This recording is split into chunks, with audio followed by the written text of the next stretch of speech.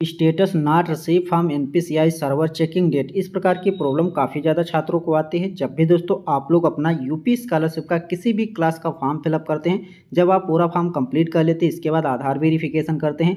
आधार verification करने के बाद जैसे ही आप यहाँ पर एनपीसीआई सत्यापन हेतु के ऑप्शन पर क्लिक करते हैं फिर दोस्तों यहाँ पर आपको एरर मैसेज आ जाता है। जैसे कि यहाँ पर आप देख सकते हैं status not receive from NPCI server checking date. यहाँ पर आपकी डेट आ जाती है, समय भी आ जाती है जिस समय आप कर रहे होंगे और फिर दोस्तों यहाँ पर आपका एनपीसीआई सत्यापन नहीं होता। इसके बाद दोस्तों जब यहाँ पर आप चेक एनपीसीआई स्टेटस के ऑप्शन पे क्लिक भी करते हैं तो यहाँ पर आपको बैक करके वही पेज दिखाता, वही आपको एरर मैसेज बार बार आता है रिपीट होके और दोस्तों आपका एनपीसीआई सत्यापन नहीं हो पाता है। बहुत से छात्रों का यहाँ पर एनपीसीआई सत्यापन हो रहा। अगर दोस्तों आपका एनपीसीआई सत्यापन नहीं हो रहा तो आज के वीडियो में हम आपको बताएंगे कैसे आप अपना एनपीसीआई सत्यापन कर सकते हैं। जो इस प्रकार की प्रॉब्लम आ रही है इसे आप कैसे सॉल्व कर पाएंगे, सब कुछ हम आपको इस वीडियो में बताने वाले हैं। तो दोस्तों वीडियो शुरू करने से पहले अगर आप अभी तक हमारे चैनल पर नए हैं तो चैनल को सब्सक्राइब कर लें और साथ ही साथ बेल आइकन को भी प्रेस कर लें। तो शुरू करेंगे आज के इस वीडियो को। तो सबसे पहले आप किसी भी एक ब्राउज़र को अपने मोबाइल फ़ोन में किसी भी ब्राउज़र को ओपन करेंगे और उसके सर्च बार पर आपको टाइप करना है एनपीसीआई।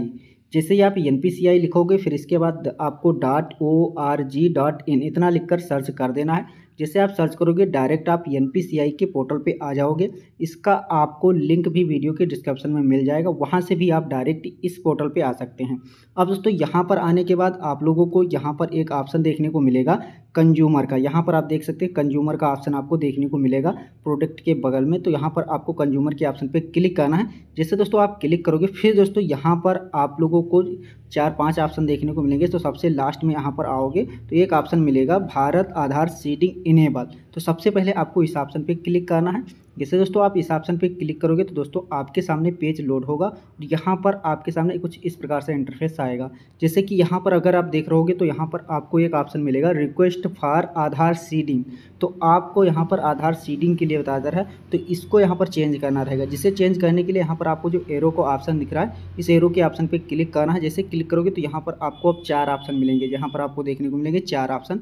तो यहाँ पर जो आपका तीसरे नंबर पर है गेट आधार मैपिंग स्टेटस, तो इस ऑप्शन पे आप लोगों को क्लिक कर देना है।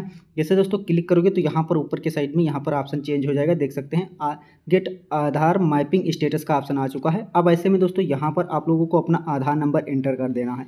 जिस छात्र का आप यहाँ पर अपना यूपी स्कॉलरशिप फॉर्म फिलअप कर रहे हैं तो दोस्तों अपना यहाँ पर आपको आधार नंबर एंटर करना है। नीचे आना है, यहाँ पर आप लोगों को अपना जो कैप्चा कोड है इस कैप्चा कोड को यहाँ पर फिलअप करके आगे यहाँ पर आपको चेक स्टेटस के ऑप्शन पे क्लिक करना। तो यहाँ पर हम आधार नंबर एंटर कर लेते हैं। आधार नंबर और कैप्चा कोड एंटर करने के बाद आपको चेक स्टेटस के ऑप्शन पे क्लिक करना। तो यहाँ पर आपके नंबर पे एक ओटीपी जाएगा, ओटीपी यहाँ पर एंटर करने के बाद यहाँ पर आपको सबमिट के ऑप्शन पे क्लिक करना है। जैसे आप सबमिट के ऑप्शन पे क्लिक करोगे यहाँ पर आपका स्टेटस ओपन होगा। जैसे कि यहाँ पर अगर आप देख रहे होंगे तो यहाँ पर आपका स्टेटस ओपन हो जाएगा। यहाँ पर अगर आप देख रहे हैं तो सबसे पहले आपका जो मेन होता है यहाँ पर आपका एनपीसी जो यहाँ पर मैपिंग स्टेटस है ये आपका इनेबल होना चाहिए। पहली बात यहाँ पर आपका इनेबल होना चाहिए। अगर दोस्तों यहाँ पर आपका इनेबल होता है तो आगे हम आपको बताएंगे। इसके बाद भी अगर आपका नहीं हो रहा तो कैसे करना है तो दोस्तों यहाँ पर आप देख लेंगे जिसका यहाँ पर इनेबल होगा इनेबल फॉर डीबीटी तो उन छात्रों का यहाँ पर सक्सेसफुली हो रहा होगा। अगर इसके बाद भी नहीं होता तो इसका आगे हम प्रोसेस आपको बताएंगे कैसे उन छात्रों को करना है।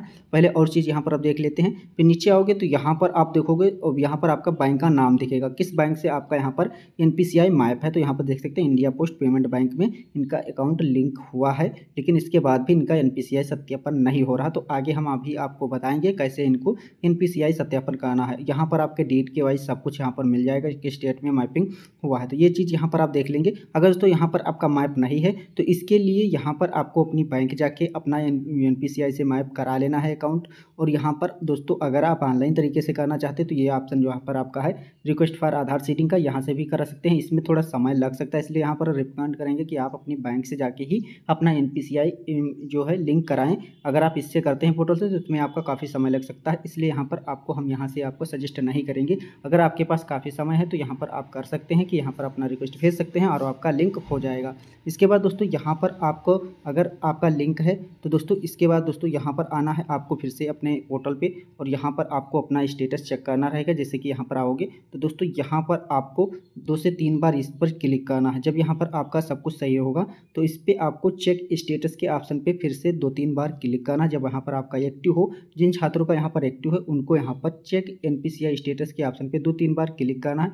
जब यहाँ पर आप 2-3 बार क्लिक करोगे तो यहाँ पर आपका हो जाएगा, लेकिन इसमें भी शर्त है।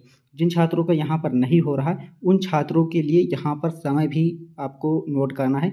अभी यहाँ पर आप समय देखोगे तो यहाँ पर अभी आपका 8:09 हो रहा है, ये आपका सुबह का टाइम है। तो दोस्तों ऐसे में वेबसाइट जो है वो सही से वर्क दिन में नहीं करती, कभी देखते होगे तो यहाँ पर आपकी पोर्टल भी नहीं ओपन होता। इसलिए दोस्तों आपको दिन में ट्राई बिल्कुल नहीं करना है। और इसको यहाँ पर आपका जो अगर आपको इस प्रकार की प्रॉब्लम आ जाती है तो आपको 2 दिन अपने फॉर्म को छोड़ देना है। ऐसे आपको इसमें कुछ भी नहीं करना है। अगर आपका ये NPCI स्टेटस चेक करते वहाँ पर एक्टिव दिखता है तो ऐसे में दोस्तों आपको इसको 2 दिन के लिए इस पोर्टल को छोड़ देना है, इसको ओपन भी नहीं करना है।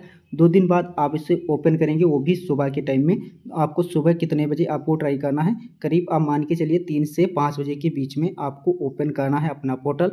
सुबह 3 से 5 के बीच में कभी भी आप करेंगे और 2 से 3 दिन बाद यहाँ पर आप अपना दोबारा से फॉर्म लॉगिन करके अपना चेक NPCI स्टेटस के ऑप्शन पे जैसे क्लिक करेंगे यहाँ पर आपका ऑटोमेटिक NPCI सत्यापन हो जाएगा, कोई भी प्रॉब्लम नहीं आएगी।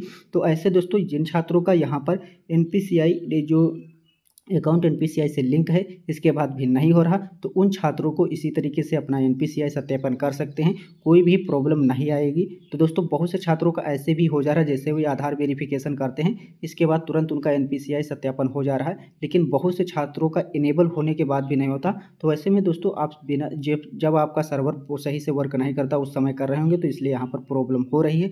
अगर होता नहीं तो आप किसी भी छात्र का नहीं होता, तो दोस्तों यहाँ पर हो रहा है। ऐसा नहीं कि आपकी में की दिक्कत आ रही है, तो दोस्तों सर्वर की वजह से आपको दिक्कत आ रही है। इसलिए हम आपको सजेस्ट करेंगे 3 से 5 बजे के बीच सुबह करिएगा। और यहाँ पर जिस दिन आप फॉर्म अप्लाई कर रहे होंगे, जिस दिन आपको यहाँ पर पहली बार इशू आएगा उसके आप 2-3 दिन आपको वेट करके दोबारा से पोर्टल लॉगिन करना है। बार बार आपको पोर्टल लॉगिन नहीं करना है। 2 दिन बाद यहाँ पर आपको अपना लॉगिन करके NPCI सत्यापन कर सकते हैं, कोई भी प्रॉब्लम नहीं आएगी। वीडियो पसंद आया हो तो वीडियो को लाइक करें, शेयर करें, चैनल को सब्सक्राइब करें। मिलते हैं अगले नए वीडियो में।